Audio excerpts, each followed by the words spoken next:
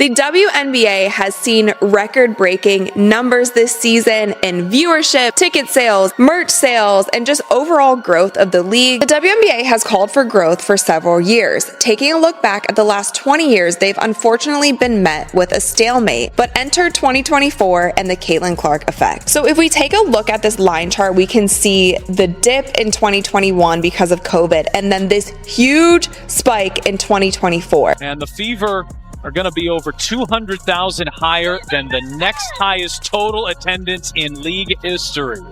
Clarkonomics, my friend, Clarkonomics. Did you know that Caitlin Clark and Michael Jordan are the only two rookies in NBA or WNBA history to average at least 18 points, 8.5 assists, 5 rebounds, 1 block, and 2 steals per game in the playoffs? That statistic is making waves right now, especially as Clark's Wilson signature collection continues to sell out almost instantly. Meanwhile, Angel Reese is carving out history of her own. She's currently averaging 12.9 rebounds per game, the highest mark in WNBA history, and has recorded 22 double-doubles, tying the all-time rookie record. So the question remains, why is Clark drawing comparisons to Jordan, while Reese appears to be battling for equal recognition? She has lived up to expectations, right? I'm looking at her the way I look at LeBron James, right? For us, just in the women's side of things, and the height that she had, the expectations Let's start with rookie sensation Caitlin Clark, or should we say Clark Kent meets Superwoman? See what I did there? She's been on an absolute tear, and last night was no exception. In the matchup between the Dallas Wings and the Indiana Fever, Clark took center stage once again, breaking the single-season assist record and continuing her historic rookie campaign. She's been playing like a top 5 player in the league. She's been regularly dishing out double-digit assists in that time frame. Teams can no longer blitz her and trap her. The rivalry between these rookies has intensified following Caitlin Clark's latest endorsement deal, and Angel Reese's response has sparked widespread conversation. Before we continue, here's a quick reminder. If you're enjoying this content, take a moment to like the video and subscribe to the channel. A large percentage of viewers watch without subscribing. It doesn't cost anything, but it makes a big difference in supporting the platform. Now, back to the story. Here's what's remarkable. When Wilson Sporting Goods signed Clark, it wasn't just another rookie endorsement. The deal placed her in rare company, drawing comparisons to Michael Jordan. Clark became the first female athlete since Jordan to receive her own signature basketball collection from Wilson. That's a historic milestone. When her Wilson merchandise officially launched, it sold out almost immediately. The demand was overwhelming. At the same time, many established WNBA veterans, players who have spent years building their resumes, breaking records, and winning championships, are still working to secure major endorsement opportunities. Some all-stars struggle for consistent national visibility, yet this rookie's products are disappearing from shelves almost instantly, sometimes faster than tickets to her games. That contrast is what's fueling so much debate around the league right now. Fever will have over 600,000 fans in attendance total this year, and the second best to that was in 1999 with the Washington Mystics. And any other team, not only this year in 2024, you can see the Liberty are third on this list, and the Liberty are third, fourth, and fifth on this list, but those are the only two teams that are in 2024. 600,000, breaking that record by that much. That's why it's so crazy to me when people try to deny the fact that the WNBA is growing. This attendance is crazy. What truly ignited the basketball world was when Amanda Lamb, global brand president at Wilson Sporting Goods, openly referred to Caitlin Clark as a cultural icon. That's not a label companies use lightly. It's typically reserved for athletes who transcend the game itself. Clark isn't simply being promoted as an elite rookie, she's being positioned as a transformative figure and potentially the future face of basketball. Wilson's investment signals something bigger than a standard endorsement. The company is clearly betting that Clark can reshape the marketing landscape of women's basketball.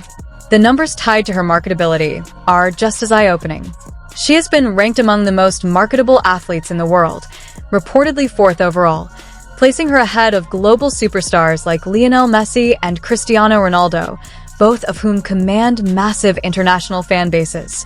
For a player who has only just begun her WNBA career, That level of commercial impact is extraordinary, and it highlights the powerful financial dynamics currently shaping the sport. Her endorsement income makes her reported $76,500 WNBA salary look almost insignificant by comparison. And when basketball royalty speaks, the entire sports world pays attention. So when Michael Jordan publicly stated that the league owes Caitlin Clark credit for helping grow the game, it carried serious weight. It wasn't just casual praise. It was one of basketball's most iconic figures signaling that Clark could become the sport's next major marketing force. Jordan is not known for handing out compliments lightly. His remarks suggested that Clark possesses a rare quality, the ability to elevate not just her own brand, but the commercial trajectory of an entire league. That rapid rise, however, hasn't gone unnoticed.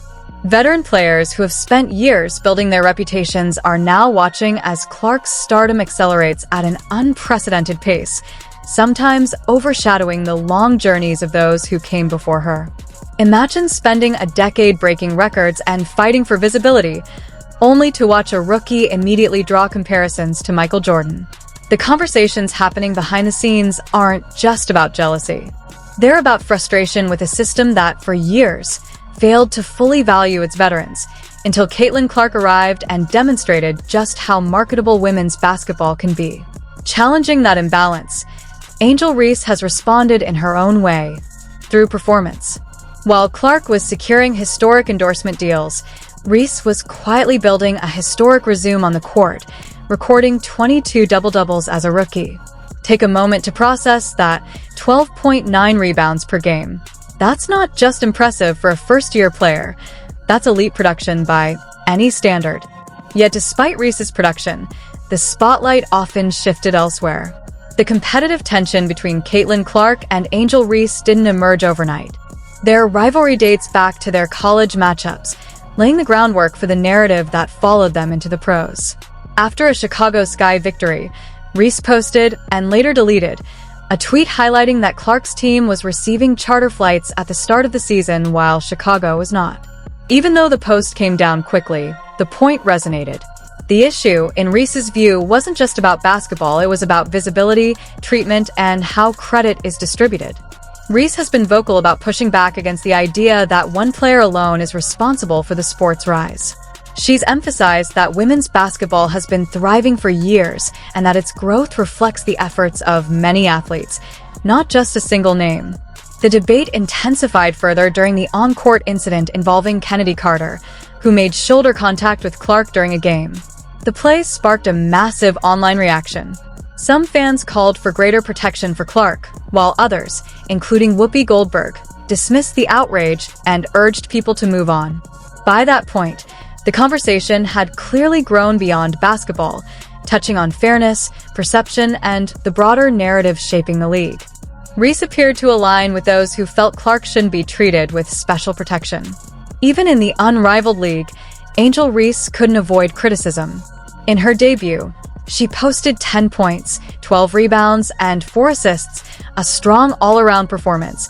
Yet online critics focused heavily on a few missed layups, prompting her to respond to the negativity. It's impossible to discuss this rivalry without acknowledging the broader conversation about race and perception. The contrasting public narratives surrounding Reese, a black athlete, and Caitlin Clark, who has often been portrayed as a transformative figure for women's basketball, have sparked debate about representation, media framing, and equity within the sport. The betting markets reflect that disparity as well. Despite Reese's record-setting rebounding numbers and 22 double-doubles, BetMGM did not list her as the favorite for Rookie of the Year.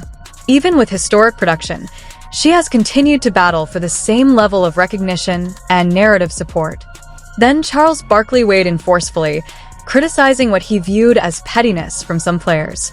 He argued that Clark's impact on revenue, charter travel, and visibility has benefited the entire WNBA, suggesting others should acknowledge that influence. But that raises an important question. Is gratitude the right framing when athletes like Angel Reese are making historic contributions of their own? This situation goes far beyond two talented rookies competing for awards. The dynamic between Reese and Caitlin Clark highlights deeper issues about visibility, narrative control, and who gets elevated in women's sports. ESPN analyst Rebecca Lobo summed it up well. They are two different players having two outstanding seasons. Celebrating Clark's accomplishments doesn't mean diminishing others who are excelling at the same time. Similarly, Monica McNutt emphasized that multiple truths can coexist. Competitive tension may be present, but so is a larger media storyline that frames it as Clark versus the league, a narrative that oversimplifies reality. Ultimately, the league's long-term success depends on ensuring that all of its stars, regardless of background, receive meaningful recognition and opportunity to shine.